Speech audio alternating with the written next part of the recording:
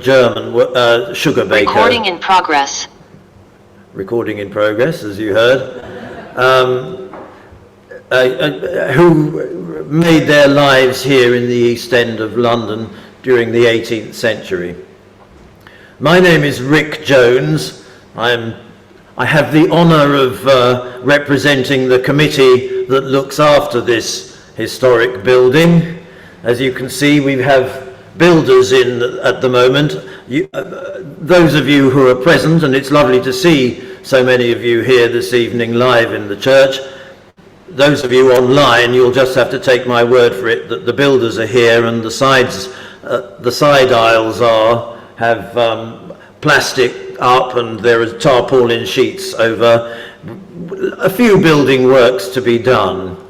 It is in the cause of maintenance of this historic building that these monthly talks take place. It's an attempt to raise money for the church to keep the building sound and able to host these talks.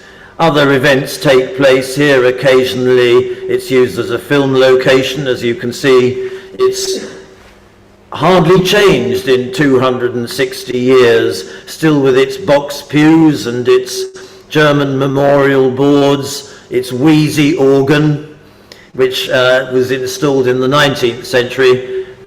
Opportunities on the first Saturday of every month to hear the organ played by a list of organ recitalists from September each year, and this year we will resume that as usual. So that's this church here, and the monthly talks continue this evening. Our lecturer tonight is a traveller and lecturer, for many years also in the parlance of the day an educator, a teacher as we used to say, who inspired many people with his love and care for Germany and German culture. He has visited the country many, many times as presently a guide and lecturer, but formerly with a peloton of cyclists from the various educational establishments that he was an educator at. And all over Germany, there isn't a part of Germany that our lecturer this evening didn't cover.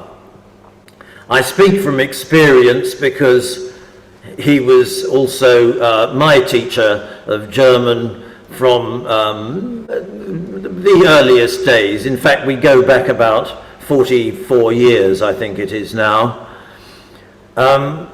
So there is no one really more qualified to talk about Berlin, the subject this evening, and few people more qualified to say "Ich bin ein Berliner" without actually living in the city themselves. So will you welcome, please, our lecturer this evening, Frank Pattison.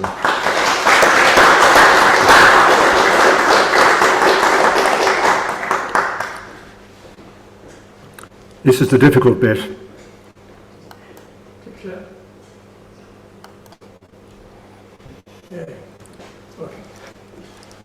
Well, welcome everybody. If you're watching on Zoom, can I recommend that you give yourself the largest possible screen, minimize the thumbnails if you can. This is a very visual talk, 200 images in 45 minutes. Welcome to the fascinating, confusing, many-sided city of Berlin. My first visit to Germany, and something is not working. It's fine, isn't it?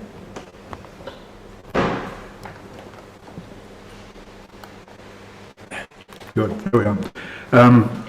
My first visit to Germany was in August 1961, and I remember the shock of my German hosts in Cologne as they watched television pictures of a wall being built in Berlin. I visited the city as a student in the 1960s, ran a school exchange with the Berlin School for many years, and for the last 12 years have been working as a tour guide for British groups visiting the city. Over its relatively short history, Berlin has had many faces. It's been the capital of a powerful empire. Its parliament building is a statement of a confident imperial identity. It has palaces and elegant squares. It's surrounded by woods and lakes. But much of the centre is shabby and run down. For 40 years, the city was divided by the Iron Curtain, and for 28 of those years by the Berlin Wall. Its rebuilding has been dynamic. Berlin is the home of one of the world's most famous orchestras. Its museum island is a UNESCO World Heritage Site containing 5 museums of world rank. 1920s Berlin became a byword for decadence. The young have flocked to the new Berlin, the party capital of Europe. Berlin today is lively, multicultural and vibrant. But its past is ever present. During the Cold War, it was the spy capital of Europe. Spies were exchanged across this bridge, the Bridge of Spies. You may remember the Steven Spielberg film. Here, on set, the Chancellor meets the director and the leading actor. The city doesn't try to hide from its past and the horrendous crimes committed, the Holocaust, the concentration camps. It paid a heavy price for those crimes. After the war, a new regime committed crimes against its own people. This is the notorious Stasi prison. Germany today is much smaller than the 19th century empire, and the capital, Berlin, is no longer at its centre but on the eastern edge, one of the 16 states of post-war Germany and surrounded by the historic state of Brandenburg. Its origins are obscure. It certainly lacks the long history of other European capitals. Paris, London, Rome, Vienna all predate the Christian era, whereas there's no reference to Berlin until 1237, when it was one of 2 small trading settlements, Köln and Berlin, in marshy land on the banks of the River Spree. The settlements actually probably go back to the late 12th century, but 1237 is accepted as the official year of Berlin's founding, making it less than 800 years old. The towns quickly grew in size and prosperity, merging and eventually taking the name of the larger part, Berlin. There's a popular theory that the name Berlin comes from the bears that used to roam the forests. But it seems more likely that the origin is an old Slavic word for marsh. What is undisputed is that the bear has been the symbol of Berlin since the 13th century and forms the city's coat of arms. A key factor in the development of Berlin, which had few natural resources, was its position on important trade routes. It became the economic centre of the surrounding state of Brandenburg, and later its capital. The ruler of Brandenburg was one of the powerful prince-electors of the vast Holy Roman Empire. Obviously, there were no buildings in Berlin as old as the oldest in London or Paris, and in any case, of the 1,200 buildings in the historic centre before the last war, only 85 survived the bombing or post-war demolition by the East German regime, the German Democratic Republic. Several of these have since been rebuilt, and here are 3 examples. Berlin Palace in 1900. In 1945, the car is that of President Truman, being demolished by the GDR government in 1950, and today. The German Parliament building, the Reichstag, at the end of the 19th century, in 1946, and today. Charlottenburg Palace before World War I, in 1945, and today. I'll look at these three buildings in more detail, beginning with Berlin Palace. In the 15th century, the electorate of Brandenburg was sold by the impoverished Holy Roman Emperor to the House of Hohenzollern, who would become the most powerful dynasty in German history and would rule in Brandenburg, Prussia, and Germany for 500 years. The new palace emphasized the status of the capital. Subsequently, the Hohenzollerns united Brandenburg with an eastern duchy by the name of Prussia, which gave its name to the combined state. When Prussia was created a kingdom in 1701, the palace was completely redesigned. A masterpiece of German late Baroque, it served the kings of Prussia and later the emperors of Germany as their winter residence. The rooms were lavishly decorated in the Baroque style. Later, the Kaiser would use the palace for the annual state opening of Parliament. There's quite an interesting sidelight here. If you focus on Bismarck in the white uniform, the original sketches for this painting by Werner show Bismarck military proud, ramrod straight. But the artist knew that the Kaiser, Wilhelm II, was trying to distance himself from Bismarck, and in the Finnish version he's presented Bismarck as an old man looking rather worried, rather hunched. A pretty obvious hint to Bismarck that his time was up. The crowning glory would have been the priceless Amber Room, which comprised 6 tons of amber, took 10 years to construct, and was known as the 8th wonder of the world. It was so admired by the Tsar of Russia that the King of Prussia gave it to him as a present in 1716 in return for military support, and it was transported to St. Petersburg. When German troops entered Leningrad in 1941, they removed it and transported it to Königsberg, after which it completely disappeared. Its whereabouts are unknown. It may have been destroyed when Königsberg was razed to the ground, or sunk at sea, or sealed in a salt mine. Nobody knows. Berlin Palace itself was heavily bombed in the war, but was still standing in 1950 and could have been restored.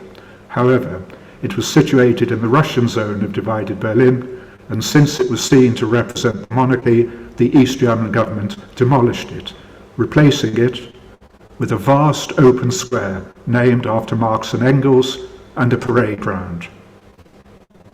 Eventually, this was replaced by a huge concrete and glass Palace of the Republic, which contained 13 restaurants heavily subsidized by the state, a bowling alley, a great hall seating 5,000, dance halls, and the East German Parliament.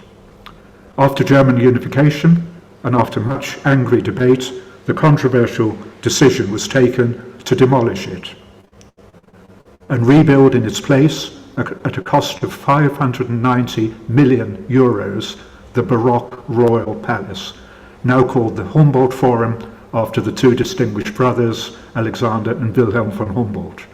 The outer facade has been exquisitely reproduced, and the restored inner courtyards house museums and exhibition spaces installed under the direction of the British art historian Neil MacGregor. Charlottenburg Palace was commissioned by Sophie Charlotte, the consort of the first King of Prussia and the sister of George I of England, and is named after her. The Queen, great lover of the arts, established here a court of the Muses, to which she invited poets, philosophers, musicians and artists. As we've seen, the Royal Palace in East Berlin could have been saved, but wasn't. Charlottenburg situated in the British sector, was considered too badly damaged to be restored. But when the East Germans demolished their palace, the British military government were persuaded that at least one of Berlin's great palaces must be preserved. The restoration of the palace and the gardens took 20 years. The park, one of the most beautiful in Germany, is a combination of the formal Baroque garden and the later English landscape style. Most of the paintings, furnishings and tapestries were destroyed in the war. Appropriate period furniture and porcelain were sought all over Germany, and craftsmen and artists reproduced the Baroque interiors, in some cases relearning skills that had long been forgotten. All that you see here was created by modern craftsmen. This is Charlottenburg today, brilliantly restored, but only saved from demolition by events elsewhere in Berlin. The German Empire, dominated by the Kingdom of Prussia, was founded in 1871, and Kaiser Wilhelm I demanded a parliament building that reflected the size and status of his new realm, which incorporated, in a population of over 40 million, Alsace and Lorraine, Hanover, which was formerly British, 4 kingdoms, 11 duchies, and 8 principalities. And there they are. To say nothing of a colonial empire which by 1914 comprised some 15 million people spread over 1 million square miles. Long in the planning, the Reichstag was finally opened in 1894. Not an elegant building by any stretch of the imagination, but impressive and powerful, a political statement of the new Germany's place in the world. The 4 square towers at the corners of the building represented the 4 kingdoms within the Kaiser's empire: Saxony, Bavaria, Württemberg, and Prussia itself.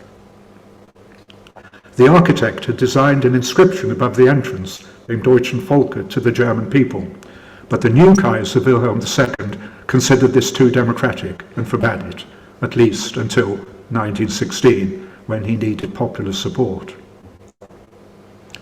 After the end of the monarchy, the Reichstag became the parliament of the new interwar Weimar Republic, and then of Hitler's Third Reich, until, just 4 weeks after he became Chancellor, it was largely destroyed in a fire. Hitler was quick to use this as a pretext for demanding emergency powers to deal with this threat to the state, powers which, of course, he never relinquished. The Nazis blamed the fire on the communists and arrested a Dutch communist who was present in the building.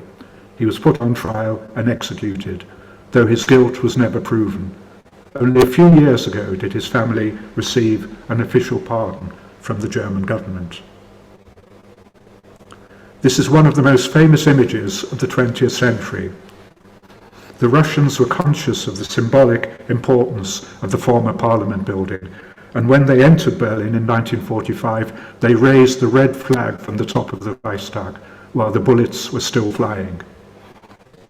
After the division of Germany and Berlin, the Reichstag was just inside West Berlin. After long debate, it was decided not to demolish the ruined building, but to restore it. But it had no political function until German unification. Lord Foster was commissioned to undertake a complete rebuild. Only the outer walls remain. He made the inspired decision to give the building a much larger glass dome. Members of the public, well over 1 million a year, walk up inside the dome and can look down into the heart of government. It's a simple metaphor, but very effective: transparency of government. 3 buildings, 3 old and 3 new faces. Berlin's churches and cathedrals have a similar history of destruction and rebirth. Gendarmenmarkt was Berlin's most beautiful square. With its 2 matching Baroque churches, on the left the German cathedral, originally built for the city's Lutheran congregation, in the centre the concert hall, and beyond it the French cathedral, built for the French Huguenots, who were welcomed to Berlin after their expulsion from France. In fact, neither church was ever a cathedral. The original name was not the German word for cathedral, but the French word for dome. But the description cathedral has stuck today. All the buildings in the square were either destroyed or seriously damaged in the war. In the old East Germany, the rebuilding of churches was the lowest priority, and both churches remained ruins for decades. Gendarmenmarkt was only fully rebuilt after German unification in 1990, when it could again be called Berlin's most beautiful square and the perfect backdrop for the city's most famous Christmas market. Since the Reformation, Berlin and its rulers had been staunchly Protestant, and it wasn't until the 18th century that the city's Catholic subjects were granted a place of worship, St. Hedwig's Cathedral. The cathedral was commissioned by Frederick the Great, a ruler who believed that his subjects should have freedom of religion. The design was modelled on the Pantheon in Rome. This old photograph shows the interior of the church before the wartime bombing, after which only the outer walls remained standing. The cathedral was restored over 11 years in the 50s and 60s.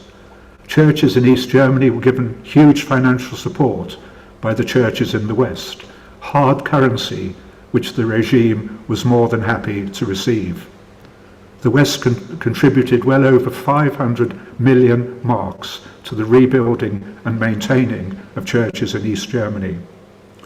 The dignified design of the Catholic cathedral stands in stark contrast to the extravagant appearance of the nearby Protestant cathedral. Like the Reichstag, it's not a beautiful building, but impressive and powerful, another political statement of how the Kaiser saw the German Empire's place in the world. The cathedral was designed to rival St. Peter's in Rome and St. Paul's in London. The magnificent interior was designed in a highly ornate neo-Baroque style. The cathedral was intended as a celebration of the ruling Hohenzollern dynasty, many of whom are buried in the crypt. The dome is a particularly splendid feature, but you can guess what's coming. The dome, with its paintings, mosaics and sculptures, was completed only 20 years ago. After the war, the East German government had intended to tear the Bonn Cathedral down, but couldn't afford the cost of the demolition. For 30 years it remained a ruin open to the elements, until a partial rebuilding began, financed by the West German Protestant Church. The East German authorities insisted that a side chapel honouring the royal family, seen here on the right, should be destroyed. The rebuilding was finally completed in the early years of this century. In different ways, two of the most important buildings of pre-war Berlin have risen from the ruins. The cathedral on the left, restored, and the royal palace, reconstructed. If your hotel is in the Old East, where most of those historic buildings are, you might decide to travel over to West Berlin to shop at Europe's second largest department store after Harrods, KDW, visited by between 40 and 50,000 customers a day. During the Cold War, it symbolized the prosperity and economic success of West Berlin and was trumpeted as the triumph of capitalism. Prosperity, one of the many faces of Berlin. But opposite the store is another face. This large public sign bears the words, "Places of Horror, which we must never forget," and lists the most notorious concentration camps. You'll recognize the names. It's a stark warning of the consequences of allowing an evil regime to seize power. Sachsenhausen was the Berlin camp.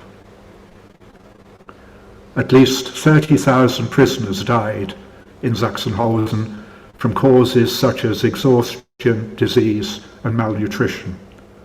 Many were executed. beaten to death, or died as the result of brutal medical experimentation. Today's Sachsenhausen, like all the other camps, is a memorial, a terrible warning of what all human beings, not just Germans, are capable of. Near the KDW store in West Berlin, and less than a mile from the former border, a revolving Mercedes star on top of the Europa Center used to shine out provocatively over drab East Berlin. To the right, you can see one of Berlin's most iconic buildings. The Kaiser Wilhelm Memorial Church was completed in 1895 and named after Wilhelm I, the first ruler of the new German Empire. It was destroyed in an air raid in 1943. After the war, the West Germans were much more willing than the East to attempt to restore their churches, and West Berlin was determined not to lose this church. The architect's bold solution was to demolish all but the shattered tower and to build a modern chapel and bell tower on either side. It was an inspired decision. The dramatic ensemble combines the stark war memorial with a place of worship and reflection. The glass of the chapel was inspired by Chartres Cathedral. The church also contains two moving symbols of hope in times of war and suffering. The Stalingrad Madonna was drawn by a German army chaplain during the siege of Stalingrad, using the most basic materials and the back of a Russian map as his canvas. Its message is Licht, Leben, Liebe, light, life, love. After the war, a copy was given to Coventry Cathedral, which had been destroyed by the Luftwaffe, and in return Coventry presented the Kaiser Wilhelm Church with the Coventry Cross of Nails, a powerful symbol of reconciliation between the nations. From the Kaiser Wilhelm Church and the Europa Center, a 2-mile-long tree-lined boulevard leads out of Berlin. It's flanked with restaurants, cafes, luxury car showrooms, and expensive designer shops. The name Kurfürstendamm or Kudamm means Electors' Causeway, the route the electors, kings, and later emperors used to take to their summer palaces to the west of the city. After Unter den Linden, it's the most famous street in Berlin. In the decadent 1920s, it was the scene of the cabarets, bars, and nightclubs, which formed the backdrop to Isherwood's novels and the musical Cabaret. Continuing westwards, we come to Grunewald Forest. When West Berlin was surrounded on all sides by an impassable border, you may wonder how West Berliners coped with the feeling of being completely hemmed in. The answer is here. A third of West Berlin was woodland, shown in green, and water. There was somewhere to escape to sail, to swim, to walk, and even to ski. Berlin is completely flat, but after the war, the rubble from the ruined city was removed to Grunewald Forest, where a huge artificial hill known as the Teufelsberg, or Devil's Mount, was created, consisting of 25 million cubic meters of debris. During the Cold War, it was used by the Americans as a listening station and by West Berliners for winter sports. On the edge of the forest is the 1936 Olympic Stadium. 3 years after Hitler came to power, his reborn Germany presented itself to the world. The Games were intended as a showcase for Aryan supremacy.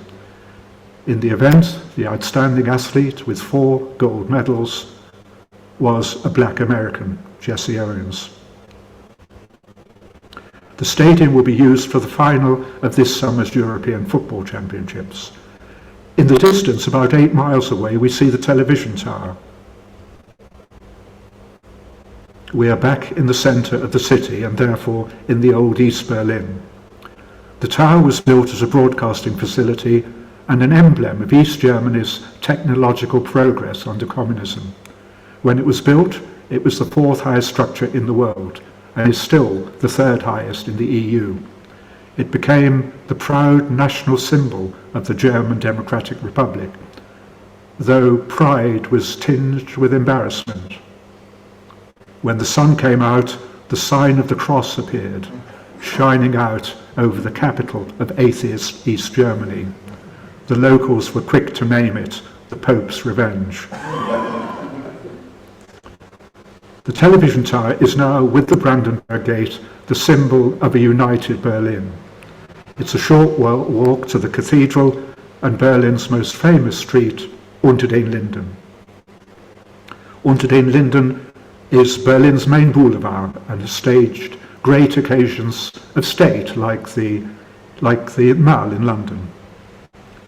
Here we find many of the most important buildings of Germany's capital: the former Royal Palace, the Cathedral, Museum Island, the German Historical Museum, the State Opera, Neue Wache, I'll come to that in a moment, Bebelplatz, the Humboldt University, St. Hedwig's Cathedral, the Russian Embassy, and the Brandenburg Gate.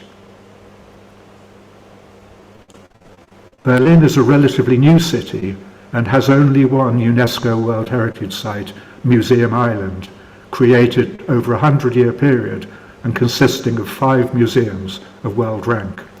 The museum on the right is the Old National Gallery.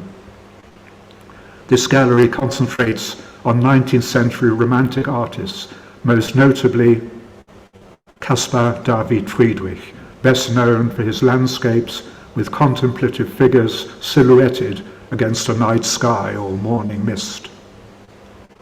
Gothic ruins amid barren trees. The new museum was heavily destroyed in the war. The 21st century reconstruction was the work of Sir David Chipperfield, who brilliantly combined old and new elements, including the war damage inside and out. The outstanding exhibit is the bust of the Egyptian queen Nefertiti, who lived in the middle of the 14th century BC. The bust was discovered as recently as 1912 in the ruins of the sculptor's workshop. The most spectacular exhibits are housed in the Pergamon Museum. The wing containing the centerpiece, the 2,000-year-old Pergamon altar, is currently closed for essential repairs, which will last until 2037 at a cost of over €1.5 million. The market gate from Miletus was built in the 2nd century, destroyed in an earthquake in the 10th or 11th century, subsided and was buried. The fragments were uncovered by German archaeologists at the beginning of the last century, and the gate was reconstructed in Berlin. Similarly, the magnificent Ishtar Gate, built by Nebuchadnezzar as the 8th gate into Babylon, was excavated at the beginning of the last century, immediately smuggled out to Berlin in hundreds of crates, and reassembled in the Pergamon Museum. Its removal remains to this day a very controversial issue. An issue we know something about in this country, of course. The German Historical Museum, the oldest building on Unter den Linden, is housed in the former arsenal. It presents an honest and searching examination of Germany's turbulent history. The Neue Wache on Unter den Linden was the guardhouse for the soldiers guarding the royal palace, but from the earliest times served also as a war memorial. In GDR times, it honoured the victims of fascism and militarism, and since unification, the victims of war and oppression worldwide. Here the Queen pays her respects. The Humboldt University on Unter den Linden is one of Germany's most distinguished. Former students include Einstein, Marx, Engels, Bismarck, Mendelssohn, Schopenhauer. The statues left and right are the Humboldt brothers, Wilhelm the philosopher and founder of the university, and Alexander the explorer. The Humboldt and the other Berlin universities achieve a high ranking within Germany. But on the world stage, German universities can't compete with the top American and British universities. I'll pause there for a moment so that you can pick out your own university, perhaps. I won't mention mine by name, but it's one above Stanford. So often in Germany, there's another face, a darker side. Opposite this celebrated university is an open square, Babelplatz. Through a glass panel in the square, you can see row after row of empty bookshelves. It was here, shortly after Hitler came to power in 1933, that Nazi stormtroopers and, shamefully, students publicly burnt the books of all the authors the Nazis disapproved of. Brecht the playwright, Karl Marx, Sigmund Freud, Erich Kästner. It was a long list. Beside the glass panel is a quotation by the poet Heine, who, 100 years before the Nazis burnt the books, wrote, "Where they begin by burning books, they end by burning people." Adjoining this square, off Unter den Linden, is the State Opera, commissioned by Frederick the Great as one of his first acts as King of Prussia. Apart from being a great general, Frederick was also a musician and composer. Frederick is celebrated by a magnificent equestrian statue in the middle of Unter den Linden, surrounded by the great and the good of the Prussian state. He was an enlightened monarch. In his reign of 46 years, he introduced legal reforms, guaranteed religious freedom, abolished torture, freed the serfs, supported the arts, and reformed government bureaucracy. But for the Nazis, who sought legitimacy for their corrupt and brutal regime, Hitler was presented as a successor to the distinguished leaders of Prussia's past, Frederick the Great, Bismarck, and Hindenburg. This poster reads, "What the king conquered, the prince built, the field marshal defended, the soldier saved and united." Here on Unter den Linden, the famous statue of Frederick the Great is used as the centerpiece of a Nazi display. No one would have disapproved of their politics more than Frederick, but his legacy had been hijacked by Hitler and his thugs. After the war, the statue was removed from Unter den Linden until 1980, by which time his legacy was being reassessed, even in anti-monarchist East Germany. I've talked about architecture being a political statement, and the Russian embassy on Unter den Linden is certainly that. After its predecessor was destroyed in the war, it was replaced by a bombastic Stalinist edifice 3 times the size of its predecessor, a symbol in the German capital of Russia's victory over Germany. At the end of Unter den Linden stands the Brandenburg Gate. Through all the years, it's been witness to the events which changed the city and in some cases the world. It was erected in 1791 as a symbol of peace. On top of the gate, the goddess of victory driving a chariot drawn by 4 horses and bearing a golden staff and an olive wreath brings peace to Berlin. Peace was short-lived. In 1806, Napoleon invaded and triumphantly took the chariot, the quadriga, back to Paris as the spoils of war. Within just a few years, the Prussians had fought back and defeated the French. The quadriga was brought back to Berlin, and the king proudly rode through the Brandenburg Gate.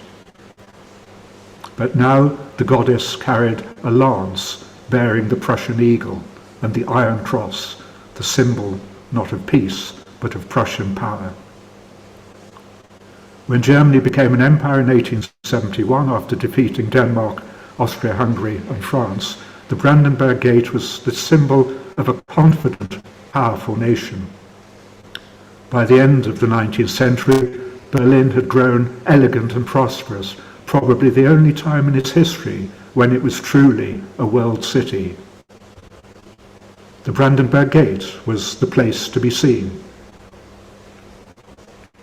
When the Nazis came to power in 1933, the gate became a national symbol of a different kind, an impressive backdrop for their parades. Hitler planned to transform Berlin into a new capital called Germania. It was scheduled to be completed by 1950. The Brandenburg Gate, here on the left, would have been dwarfed by the gigantic Hall of the People, the largest building in the world, so large that it would have had its own microclimate. Here's the Brandenburg Gate in Hitler's Germania. Bear in mind that the fact that the gate is 85 feet high. The dome would have been over 1,000 feet. Megalomania on the grand scale. Hitler's Third Reich lasted just 12 years. In 1945, the Brandenburg Gate witnessed the total destruction of the city, surrounded by wreckage and ruins. In 1961, the Berlin Wall was erected, dividing the city, with the gate standing just within the old East Berlin. At the top of the picture, in no man's land, you see a grassy mound, all that remained of Hitler's bunker. President Kennedy came to the gate in 1963, a few months before his assassination. The wall was now the symbol of the division of Germany, impassable from the west and the east. It stood for 28 years until November 1989. And the gate was the appropriate backdrop for the celebration of German unification in 1990. It's the focal point of a united city, where sporting victories are celebrated too, as during the Football World Cup. Just tucked away at one side and fenced off, another victory, the Russian War Memorial, with one of the tanks which liberated Berlin in 1945. The Brandenburg Gate is where the city shows its solidarity with its allies, Britain after the Manchester bombing.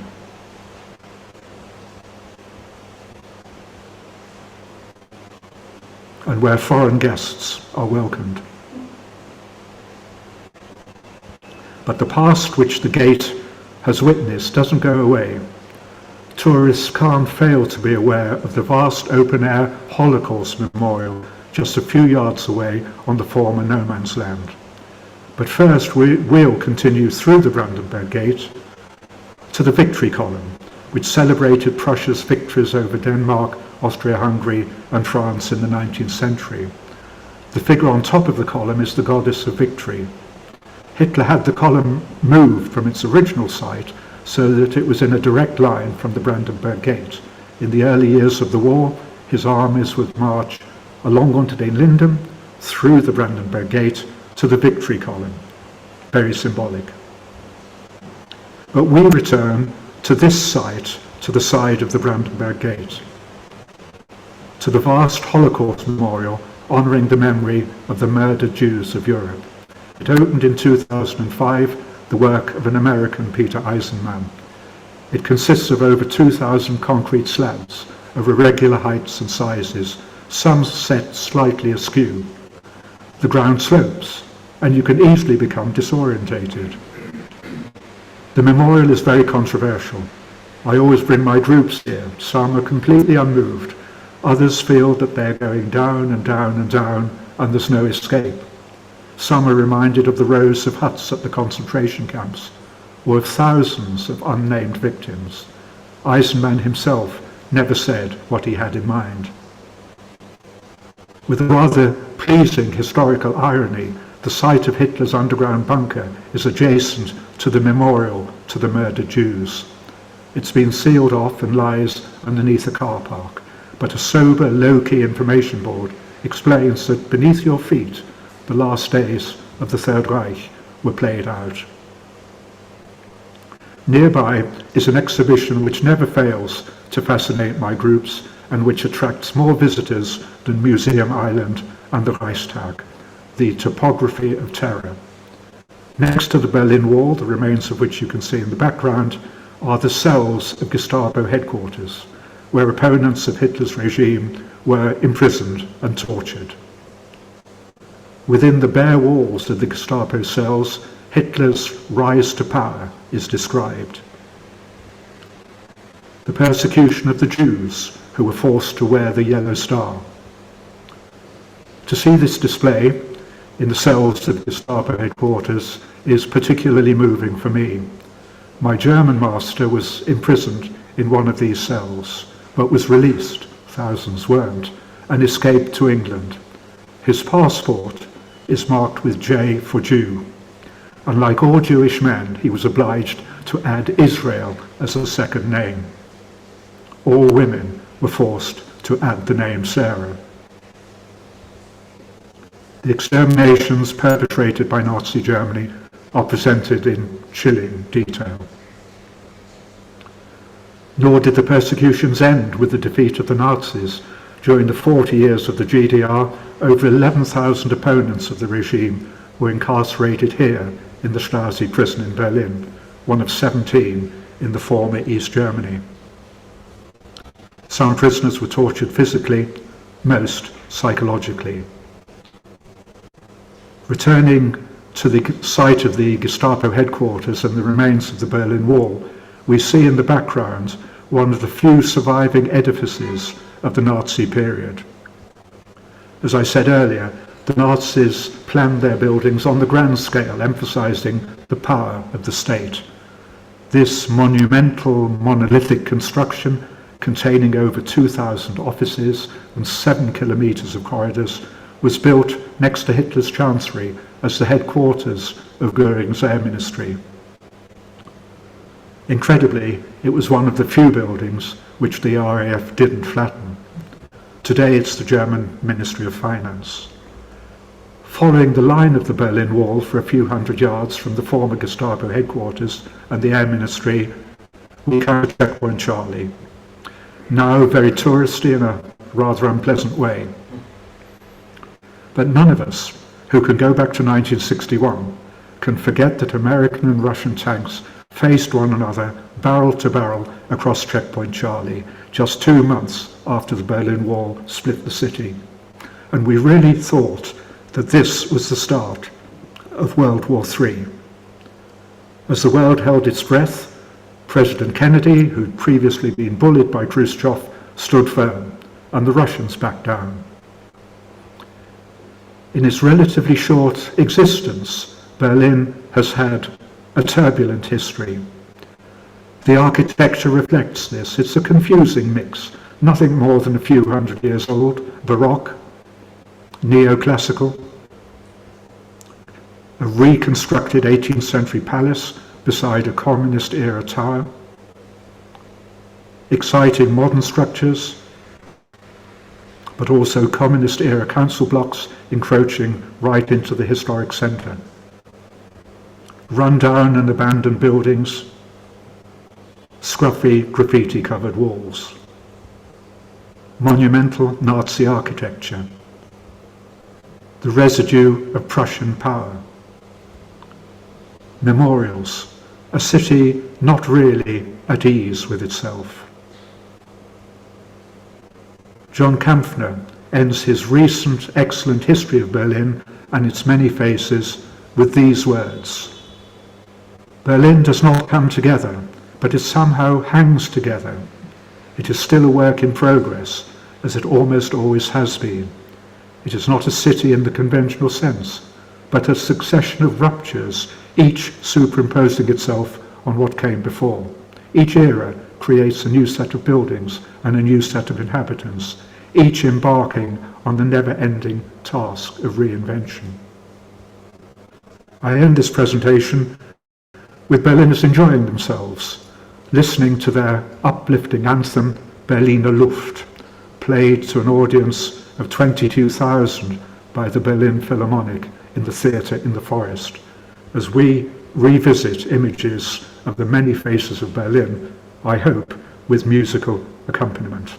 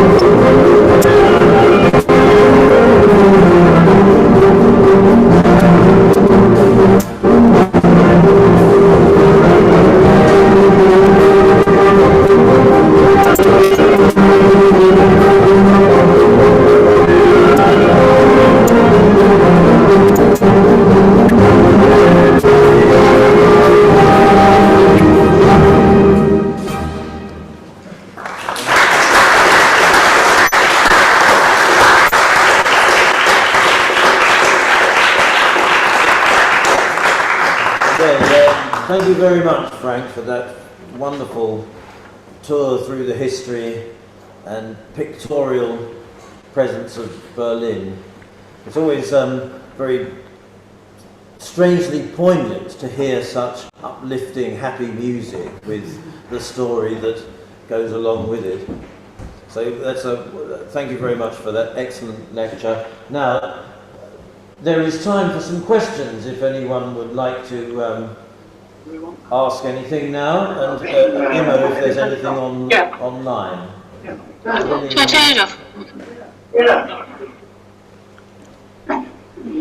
Somebody's switched themselves off mute again.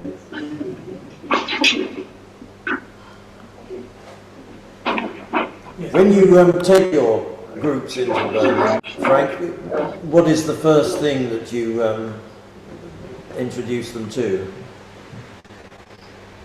I think it's evident that I'm interested in the rise of Hitler and the aftermath, and so the topography of terror is always one of the places, the Holocaust Memorial, the Brandenburg Gate. Nothing really surprising. I think the places that you would expect, and then when clients have their free time, they go off to Museum Island, Charlottenburg, even to Potsdam, to the palaces there. Yes. But my emphasis is more on pre-war and post-war history. Yes. Sigrun has a question. Sigrun. Sigrun, would you like to say your question? Nee, ich will nicht.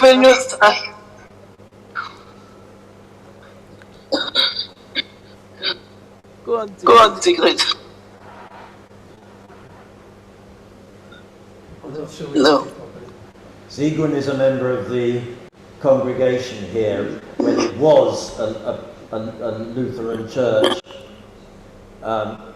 regularly back about 25 years ago.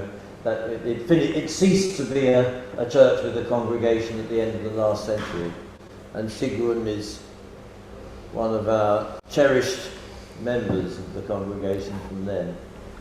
Is she going to? She hasn't written it down. I see. We've got a question from. Yes. Yes. Thank you. In general terms, have you noticed the German language change at all over the years, and if so, in what way?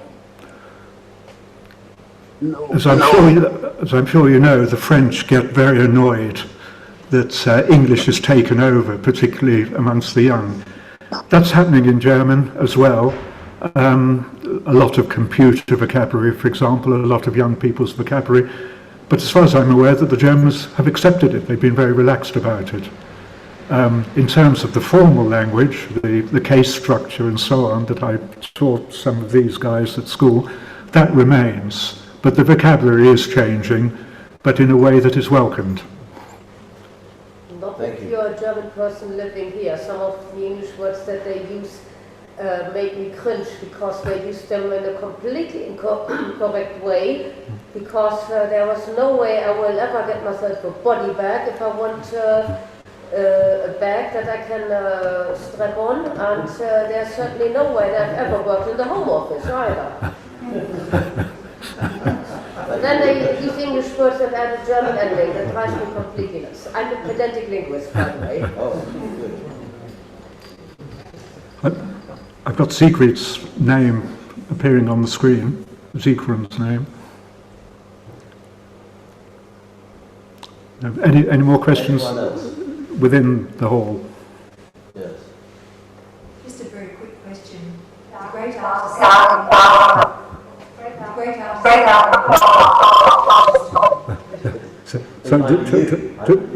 Is that the echo? To try again. I'm trying to pick up the sound, but Do any of your it's not working. people who come on your tours want to see the great artists who come after World War II, the Anselm Kiefer, for example? He was very. Do you know his work? You would know his work. He's tidy with. No, they tend to be of a generation that are more interested in classical, of which, I mean, going back to Roman times, in fact, but also in terms of the paintings. Yes. Just one question. Don't you sometimes find that there are lots of parallels between London and Berlin as cities? Obviously, London is a lot older historically, but I'm a tourist in Berlin myself, and I go there like every 5 years, and each time I discover something new. And whilst it's, I wouldn't say it's a beautiful city, it is, like you said, a city that keeps changing. Yeah. And I observed the same thing in London as well. Yeah. Except, of course, in Germany, the rebuilding after unification was phenomenally rapid, and so the changes took place rather more quickly than they have done over the decades in London. Yes, sir. I've been to the western part of Berlin a few times, but not the east very much. Is there somewhere that you would recommend going to the eastern part to see what remains of the GDR? Well, absolutely. The Brandenburg Gate was placed. The border was at the Brandenburg Gate, and everything east of the Brandenburg Gate is the great buildings of the former capital. So all you've got to do is to go to the Brandenburg Gate and walk onto den Linden, and that will keep you busy for a couple of days before you even go any further. Museum Island is there, several other museums as well, churches. And further east? It gets a little bit drab and run down. A favourite with my groups is the East Side Gallery, which is it's about 1 kilometre long, and the eastern side of the wall, which of course during communist times wasn't touched in any way, no graffiti, you'd have been shot in the back, and people were. And so when the borders came down, there was a kilometre of blank wall, and international artists were encouraged to decorate it with political cartoons, which they did magnificently. And then sadly, but in a way appropriately, those cartoons attracted graffiti themselves and had to be repainted, and it's now a protected monument, but worth seeing. But mainly, if you haven't got too much time, then Unter den Linden, and not move beyond Unter den Linden. Of course, some of us are so old that we actually went to East Berlin when it was part of East Germany. Yeah. We actually, we had to go through Friedrichstrasse train station. They had custom codes. I remember them checking how many photographs I had, and how many photographs I'd taken on my film in my camera, which I then had to show when I came back to show that I hadn't taken any photographs. I think I might have hand the film over to them. Obviously it wasn't, it was one of those two things. And so some of us remember what a strange experience it was to walk around Alexanderplatz when it was, and you went in a bookshop and there were only communist books in the bookshop. And it was a very, very strange place. Relatively recently, because obviously if I can remember it, it must be fairly recent. We weren't able to hear any of that. And the other thing I would say is that from my period, sort of late 70s, early 80s, is that it had a very vibrant young person culture, which I think Berlin always has had. But what was explained to me was that it was because there was military service, obviously, in West Germany, and you could escape military service by going to Berlin, for whatever reason. Therefore, a lot of young people went to Berlin at that time to escape military service, and obviously a lot of things, the music scene and drug scene and hippies and political stuff came with that. Those of you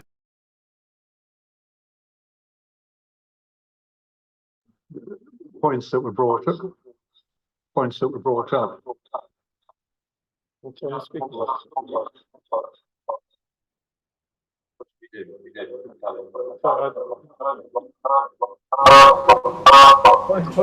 Let's pick up the room audience. I think I've lost. Okay, just unmute yourself. Try again. Yes. And a number of, for those of you watching on Zoom, a number of points were brought up. Going to Berlin when the borders were still up, and particularly going with school groups, which I did year after year, very scary, very claustrophobic, and if the guards were feeling in a bloody mood, they would keep you waiting for ages, really quite frightening, at Friedrichstrasse or Checkpoint Charlie in particular. And then when you got into East Berlin, the English children were given either 20 or 25 marks of East German money, which you had to exchange. The East wanted the hard currency. And these kids had 25, let us say 20 or 25 marks in their pockets. This was many, many years ago, an absolute fortune, and they couldn't spend it. There's no way that they were going to drink what passed as Coke in the old East Germany. They weren't going to buy East German music or East German fashion. They just couldn't spend the money. And even the teachers, you bought a beer, that was one mark 87. What did you do with the rest? Yes. And then the point about it being, well, when the borders came down, the young immediately flocked to the Old East. And I don't like using the word vibrant. I used it in my introduction, but it is the word. And the Old East, Prenzlauer Berg, for example, became a very vibrant area for young people. I've got a couple of questions online because the audio isn't working very well. People are typing questions, which is nice. Marie-Louise Heineke says, an excellent presentation, thank you very much. The talk could easily have been shared out over 4 lectures. For me, as a German woman, it's always very painful to be reminded of the Nazi era and its Schrecken, horrors. But seen from the English angle, it will understandably not have the same impact on the listeners. But thanks again. Somebody called Lionel confirmed that he went to East Berlin on just such a group as you described. Yeah. And somebody, also Lionel, says he would be interested to know how the decision was taken to move the capital from Bonn back to Berlin.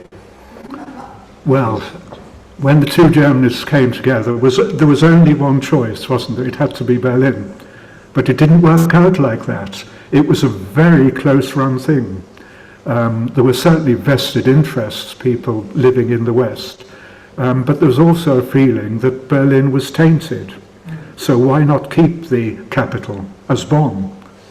Little sleepy old Bonn. And when the vote was eventually taken, well, Berlin won, but it was a close-run thing. I think if Lionel or whoever asked the question, if the capital had moved, well, I think there would have been other stronger candidates probably than little old Bonn. But really it had to be Berlin, and Berlin had to come to terms with its past, which, as I've demonstrated, it's doing. So it was the right decision, I think, then and now. I find that, but the new government buildings, which stretch over half a mile or more, quite bombastic and overblown. Imka. I can maybe explain to you a bit why people who lived in Berlin could not be conscripted into the German army, because I myself went to Berlin twice from school, and that was before the wall came down. And we visited East Berlin as well, so I know all of that. And because our trip was funded by the Western German government, we had to attend some lectures about the political situation of Berlin while we were there. And one was exactly about the situation of Germans living there, or the people of West Berlin, I should say. They had 2 types of ID. They had a passport and a special Berlin ID, a separate ID. And from the perspective of Eastern German, GDR, they were considered as Germans, but they didn't, because they lived in West Berlin, but not in the Federal Republic of Germany. Their take was that they had like a special status, which they did. And with their Berlin ID, they could even travel into the Soviet Union at the time. because that was a special type of ID. Oh. And from West German perspective, it said the person living in West Berlin is recognized as a citizen of the Federal Republic of Germany. But with a special status in Berlin, he couldn't be conscripted, and that's why a lot of people then tried to move to Berlin if they had an auntie there with whom they could register their place of residence. That's why they moved there. We've now had a couple of the members of the live audience commenting on the fact that if you lived in West Berlin, you didn't have to do military service. It was an inducement to bring young people to Berlin. Berlin, in 1945, in the 40s generally, was desperately short of manpower. A lot of the men never came back. The population was overwhelmingly female. They needed young families, and young families were given financial inducements, low rents and so on, to move to West Berlin. And as two of you have said, you didn't have to do military service either. Thank you very much. There are two more questions, then I think we'll draw to a close. Jeff? I think it's true, isn't it, that the new right-wing party, AFD, has more support in the East, the old East. Why would that be? This is rather simplistic, but the East never really had the habit, the practice of democracy. Now, that was true in the West as well. And the Allies made sure in 1945, 1946, in various ways that Germans would learn how to be democrats. In the past, they'd either been under a dictator or under an autocratic ruler. You know what the political situation was in the Old East. And they never really had the practice of democracy. And the minute they had the chance, when the borders came down, to express unbridled views, a lot of East Germans went violent to the right, and alarmingly, I'm going to Dresden in a couple of weeks' time, and when Saxony has its elections in the autumn, it's possible that the AFD will be the biggest party, which is alarming. And there was one more question, Rick. And Sigrid. A remark again about the status of West Berlin as a whole. They didn't have to do military service because Berlin, until reunification, all of Berlin, East Berlin as well, was basically occupied territory. The legal status of the whole of Berlin was the four zones occupied. The GDR ignored that, putting their capital there. Technically, on international law, they couldn't have done that. And because it was occupied status and not part of West Berlin, then it wasn't. They were acknowledged as. Federal Republic acknowledged them as their citizens if they so decided they wanted to, but international law-wise they were living in an occupied city, not in West Berlin, not in West Germany, which is why they didn't have to do military service for West Germany. Thank you very much. In practice, of course, the administration was all in German hands in the end, but if you come on status, and that's also citizenship stuff. Thank you. And yes, it's true. If you had an identity card, you could travel to the east. If you had a West German, you could travel to East Berlin, but not to the east. Yeah. Emma, we had. Could you summarise that? Oh yes, those of you that couldn't hear, talking about the official status of West Berlin, of East and West Berlin. Not least the fact that East Berlin, the East Berliners, East Germans, weren't supposed to have Berlin as their capital, but they took it anyway. And Berlin was always called, not just Berlin, but Berlin, the capital of the GDR. The two lines always went together. Thank you very much. I'll bring this to a close. I will just say that as a result of Frank's teaching, I was later in life offered the opportunity to go to Berlin and interview the German playwright Heine Müller in East Berlin at the Berliner Ensemble, which was Brecht's creation.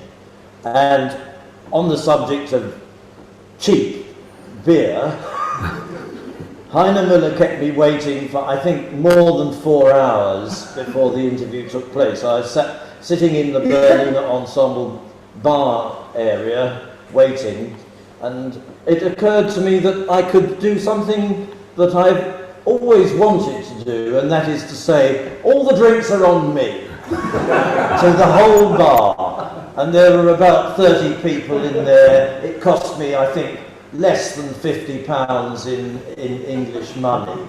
So yes, it was certainly a very cheap place to visit for that reason. And now I can also say all the drinks are on the house here too. If you'd like to repair to the back of the hall, there is cake and glasses of wine.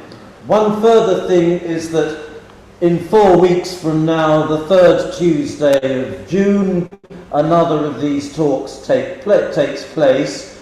Actually not live this time. The speaker is unable to make it here, so that will be an online talk only. And the subject of it is the German sugar baker community who created this church 260 years ago.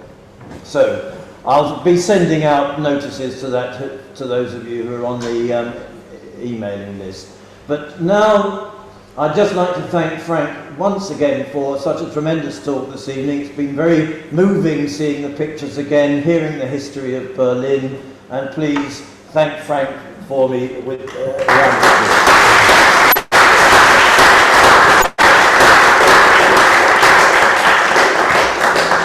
So, drinks are served at the back.